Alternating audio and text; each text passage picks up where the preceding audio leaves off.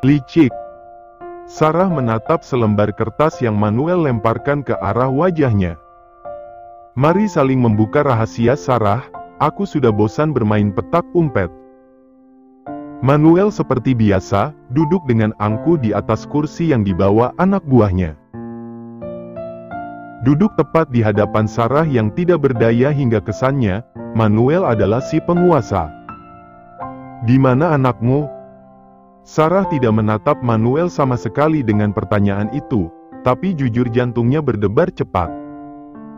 Rahasiamu, semuanya sudah ada dalam genggamanku. Jadi katakan, Sarah, kamu memiliki anak seusia Damian, bukan? Tidak. Jawabnya cepat. Manuel tersenyum tipis. Ah, licik sekali kamu, tidur dengan banyak pria tapi hanya menyalahkanku karena janin itu. Jangan asal bicara, memang karena kamu hidupku berantakan seperti sekarang. Manuel terbatuk-batuk, setelahnya tawa pria tua meledak hingga menggema di ruangan super kumuh dan tidak terawat ini. Akan kutemukan anakmu itu. Sialnya, otakku tidak berpikir jernih sekarang. Kalau kutemukan anakmu itu, harus kuapakan, Sarah melotot, tidak. Manuel tidak boleh sampai melangkah sejauh itu, apalagi sampai berani menyakiti anak yang selama ini dia kandung. Janin itu tidak kamu gugurkan tapi kamu besarkan, melahirkan secara diam-diam lalu datang padaku dan mengatakan kalau dirimu hamil anak hasil dari hubungan terlarang kita. Manuel menghela napas, jadi sekarang siapa yang ditipu siapa? Menyebabkan kekacauan sampai-sampai kamu membuat istri saya meninggal karena serangan jantung. Bentak Manuel. Lalu sekarang katakan, rahimmu diangkat bukan karena janin itu melainkan karena memang rahimmu yang bersalah. Sarah diam, bagaimana bisa dia mengelak sekarang? Rahimmu yang salah, baru selesai melahirkan dan kamu datang padaku menggaku-gaku yang sungguh tidak ada etikanya. Tangan Manuel rasanya ingin sekali menamparkan wajah Sarah yang membuatnya hancur, tapi di sini Sarah juga kehilangan banyak. Aku tidak tahu kalau sahabatku tega menjual anak kandungnya pada lelaki hidung belang hanya untuk uang. Dia salah, tapi harus kuakui. Tanpa bantuannya, perusahaanku tidak akan berjaya seperti sekarang, jadi Sarah. Ucapnya berhenti. Mulailah kehidupan baru, temui anakmu dan bangunlah sebuah keluarga yang baik. Berhenti hidup seperti sekarang, sudah saatnya kita melepas luka lama dan melanjutkan hidup dengan baik. Sekarang giliran Sarah yang tertawa keras, meski sudut bibirnya luka. Tapi Sarah tertawa lebar dengan ucapan puitis Manuel yang sangat membuat perutnya tergelitik. Setelah semua ini, katanya, tertawa lagi dengan suara besar. Di mana otakmu, Manuel, setelah aku menderita dengan banyak siksaan ini dan kamu dengan mudahnya berkata lanjutkan hidup dengan damai? Hahaha, kamu membuatku tidak bisa berhenti tertawa. Ternyata berlama-lama di sini membuatmu kehilangan akal. Ucap Manuel, menghentikan tawa Sarah. Dengar Manuel, selagi aku masih bernapas jangan harap kamu bisa hidup bebas. Ya terserahlah, apa perlu ku bawa kamu untuk melihat acara bahagia Abraham? Manuel sialan, teriaknya. Manuel tertawa, dia keluar dari ruangan yang pengap ini. Lama-lama di sini membuatnya cepat menua. Tidak, Abraham tidak boleh menikah lagi. Sarah tidak bisa, Abraham seharusnya menunggunya untuk kembali. Sementara di tempat lain, lebih tepatnya di dalam pesawat kelas bisnis. Damian menghela napas lirih, menatap keindahan alam di bawah langit hitam. Malam memang selalu sunyi, itulah alasan kenapa dia menyukai malam. Dengan tangan kanan yang mengelus pipi istrinya yang tertidur pulas, dan tangan kirinya yang sebagai penompang dagu. Damian sakit kepala yang belakangan ini sering sekali membuatnya tidak tahan. Jujur Damian sedikit takut, jangan-jangan dia mengidap penyakit mematikan. Tapi tidak ada hasil yang mengatakan dia dalam keadaan memiliki penyakit yang serius, apalagi dengan dokternya yang tiap minggu datang untuk memeriksa kesehatan. Ngeg. Hasya sedikit terusik, dia semakin menempelkan dirinya pada Damian. Bukan menggunakan pesawat pribadi milik perusahaan Manuel, Damian lebih memilih menggunakan pesawat biasa dengan kelas bisnis. Kehidupan baru tidak akan selalu buruk, lirihnya. Bukan pernikahan mewah, mengingat usia yang juga sudah tidak mendukung. Hanya sebuah pernikahan sederhana yang dihadiri kerabat dekat. Sengaja tertutup, Abraham malas harus berhadapan dengan media yang selalu melebih-lebihkan berita.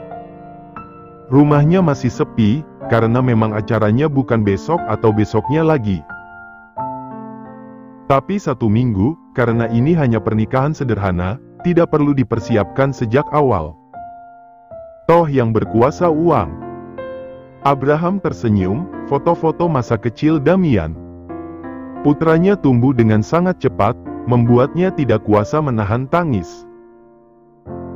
Abraham ayah yang gagal, untuk itulah dia memperbaiki diri agar dia juga tidak menjadi sekarang mertua dan kakek yang gagal untuk cucu dan menantunya. Satu foto, di mana di sana ada Abraham dan Damina. Aku merindukanmu Damina, rinduku seperti ingin membunuh setiap detiknya, lirihnya. Dia bukan datang sendiri melainkan bersama secangkir teh hangat kesukaan Abraham. Terima kasih, ucap Abraham. Dia tersenyum, dia sudah akan pergi sebelum Abraham memintanya untuk duduk. Duduk di samping saya, Gia, bukan di bawah. Tuan, tapi saya tidak suka mengulang ucapan untuk kedua kalinya. Dia dengan rasa sungkan yang besar akhirnya duduk di samping Abraham, sementara tuannya meminum tehnya. Melirik album foto, dalam hati Gia mendesah lirih. Kakaknya, bagaimana mungkin dia berani sejauh ini? Jangan merasa kalau kamu mengkhianati Damina. Dia hanya diam dengan kepala menunduk. Duduk sejajar bersama Abraham untuk pertama kalinya sangat membuatnya tidak nyaman, apalagi dengan ucapannya yang seperti tahu akan isi pikirannya. Bagaimana dengan tuan muda, apakah? Damian sudah diberitahu dari jauh-jauh hari, karena dia setuju, untuk itulah saya berani berbicara seperti itu padamu. Dia dibuat bungkam. Bagaimana bisa tuan mudanya yang sangat anti dengan orang luar bisa menerima kehadirannya secepat ini? Damina akan selalu menjadi cinta sejati saya, bagi saya dia tidak akan pernah terganti. Tapi hidup tetaplah hidup, saya tidak mungkin menua sendirian. Meski memiliki Damian, tapi dia juga memiliki kehidupannya sendiri. Dia mengangguk, benar ucapan tuannya. Tuan mudanya memiliki kehidupan sendiri, dia memiliki istri dan tentu anak di masa depan. Kamu juga tidak bisa menua sendirian, saya sudah katakan untuk kamu segera menikah. Meski menikah tidak ada dalam daftar keinginanmu, tapi mati tanpa orang terdekat adalah sebuah kesakitan. Saya bahkan tidak berpikir bisa menikah tuan, saya hanya ingin fokus dengan kehidupan saya sendiri. Itu alasan kenapa kakek Damian memilih kamu, kamu baik, pengertian dan bisa diajak berbicara seperti ini. Terima kasih sudah setuju untuk menikah dengan saya, Gia. Gia tersenyum meski tatapannya jatuh pada tanah bukan pada wajah Abraham yang tampan di usianya yang sudah tidak muda lagi. Panggil saya Abraham mulai sekarang, tidak ada etika jika kamu memanggil tuan sedangkan saya adalah suami kamu. Gia mengangguk, akan saya usahakan tuan. Abraham tersenyum, menatap indahnya malam di mana bintang-bintang berkelap-kelip di atas sana. Kamu percaya orang meninggal bisa melihat kita dari atas sana? Gia tertawa, sebenarnya tidak, kata-kata itu hanya sebagai penghibur. Tapi saya suka, setidaknya dengan sedikit hiburan itu membuat hati saya tenang. Marilah sembuh bersama saya. Kita juga memiliki luka yang sama. Dia mengangguk, dia juga ingin melangkah pergi dari masa lalu kelamnya. Setidaknya, hanya itu yang bisa menyelamatkannya dari kesedihan. Di sisi lain, asap rokok teman paling sejati yang Damian miliki. Seperti sebelumnya, dia keluar menikmati udara segar tanpa menggunakan atasan. Damian bertelanjang dada, menatap hamparan lampu yang berkelap-kelip dari lantai atas gedung apartemen baru yang dia beli 1 minggu yang lalu. Apartemen sebelumnya sudah Damian jual, dan dia menggantinya dengan apartemen yang lebih luas hampir menyerupai rumah. Di atas ranjang king size, masih ada Hasya yang terlelap. Tidak menyadari mereka sudah sampai di Indonesia, memang istrinya itu paling tidak bisa diam.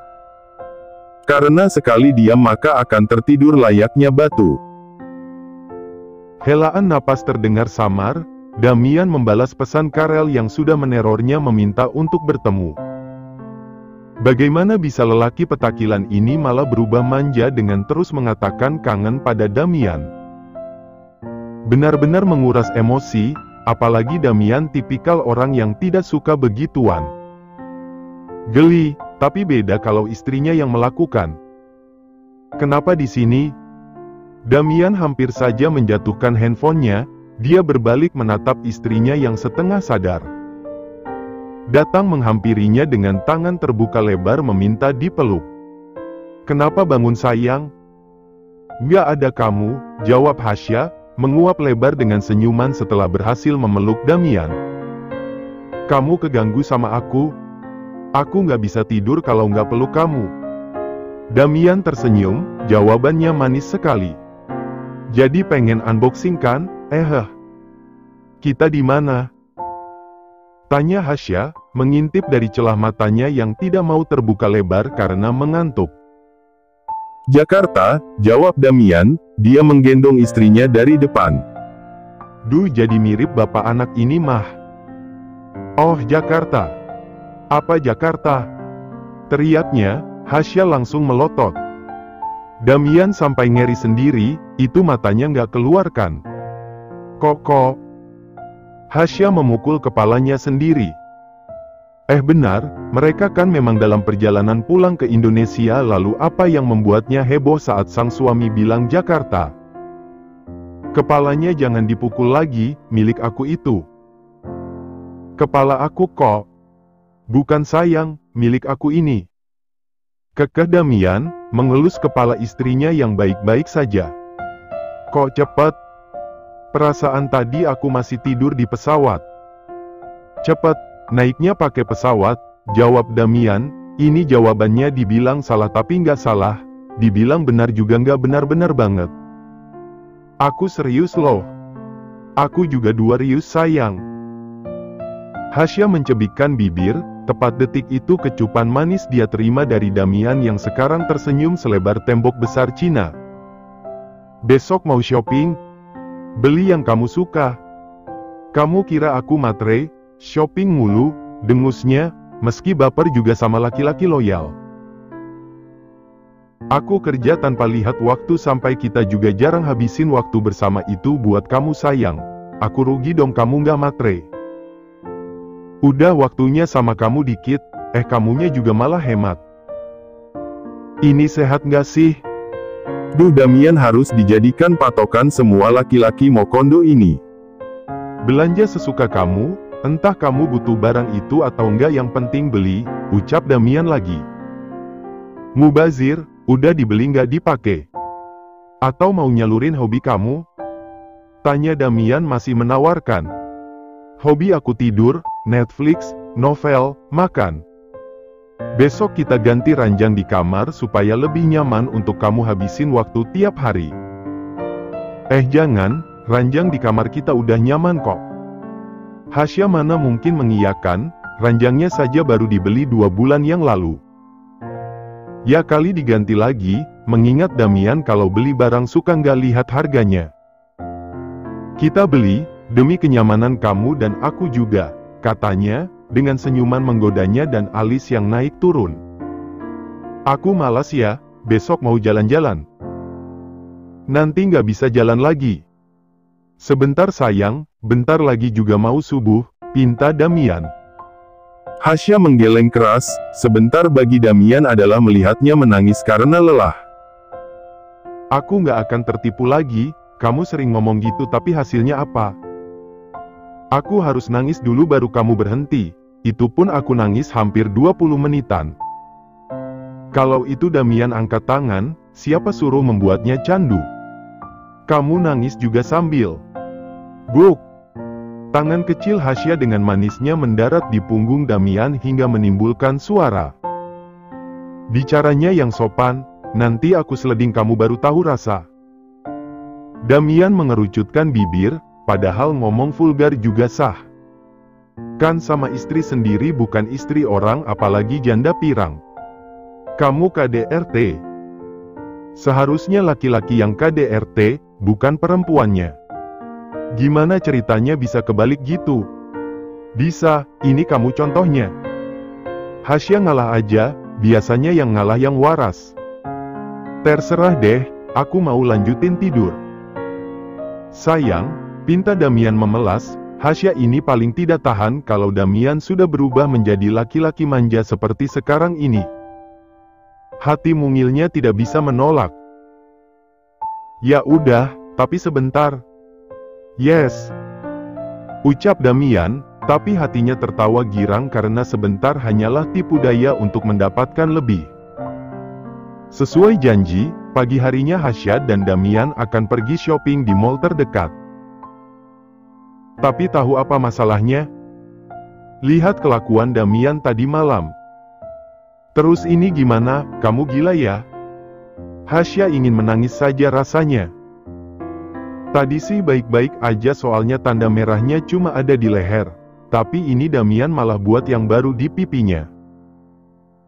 Kamu tega, terus aku keluar gimana? Ini kayak kena kasus KDRT. Hasya terduduk dengan kaki yang dia hentakkan seperti anak kecil, menangis karena pipinya yang seperti ini. Si pelaku tidak merasa bersalah sama sekali. Dengan entengnya Damian melepaskan pakaiannya yang rapi tidak lupa siulan kemenangannya. Kamu sengaja kan? Teriak Hasya, masih di posisi sama dengan sungai kecil yang mengalir di pipinya. Sengaja apa sayang? Sengaja buat tanda di pipi aku, kelihatan jelas. Supaya apa coba? Damian tersenyum manis, duh gula di dapur jadi abis. Manfaatnya apa, yang suruh shopping kamu, yang maksa habisin uang juga kamu. Giliran aku mau kamu malah buat tanda yang bikin aku nggak bisa keluar rumah. Kita pergi besok gimana? Tawar Damian. Hasya dengan raut wajah kesal berdiri dari duduknya, berjalan ke arah Damian dengan penuh kemarahan tapi yang Damian lihat istrinya malah mirip pinguin yang sedang berjalan. Apa? Tanya Damian gemas. Nunduk dikit dong. Damian menurut, sebenarnya mau bertingkah tadi yang tentunya membuat istrinya semakin kesal. Tapi kasihan juga, hidung Hasya sudah kembang kempis seperti hidung sapi. Aku nggak mau. Maunya sekarang, tapi kamu nyebelin. Teriak Hasya tepat di depan telinga Damian yang dia jewer.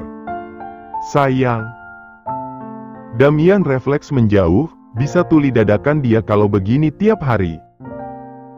Pokoknya kamu nyebelin, kamu manusia paling nyebelin di muka bumi ini. Hasya sudah akan pergi, percuma dia juga tidak bisa keluar apartemen dengan wajah seperti dipukul padahal ini hasil bibir nakal Damian. Sayang jangan marah dong. Nggak mau, 1 bulan nggak ada yang namanya enak-enak. Aku malu begini dan kamu juga harus puasa. Duar.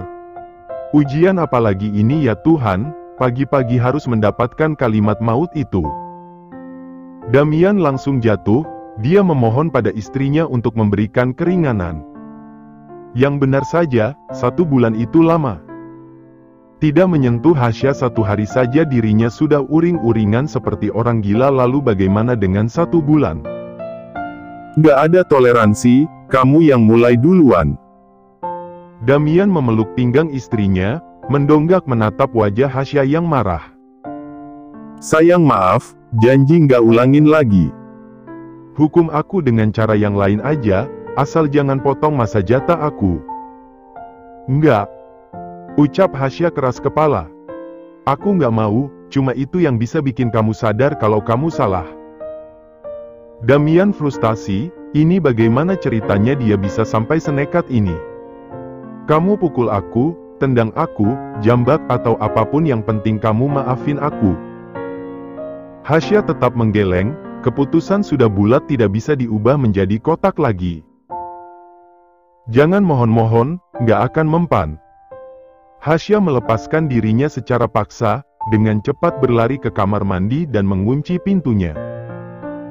Damian mengacak rambut frustasi, bisa mati dia kalau 1 bulan. Ah sialan. Kesalnya, memukul angin.